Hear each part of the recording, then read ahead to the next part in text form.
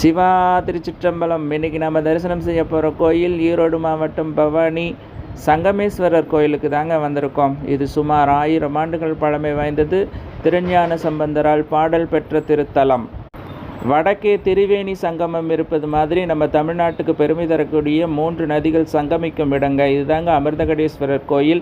இந்த கோயில் கருவறையின் அடியில் உற்பத்தியாகும் அமுத நதி, அப்புறம் இங்கே இருக்கக்கூடிய காவேரி, இந்த பக்கம் இருக்கக்கூடிய பவானி, அமுத நதி மூன்றும் சங்கமிக்கும் கூடுதுறை என்று அழைக்கப்படுகின்ற பகுதி இதுதாங்க.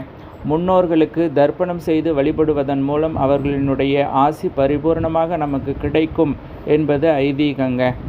மேலும் இந்த கோயிலில் சிரிக்கும் சிலைகள் இருப்பதை நம்ம பார்க்கலாங்க.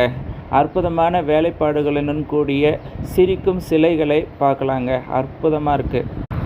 இங்கே கிழக்கு நோக்கிய முகமாக வேதநாயகி உடனாகிய சங்கமேஸ்வர பெருமான் அருள் பாலிக்கிறாருங்க.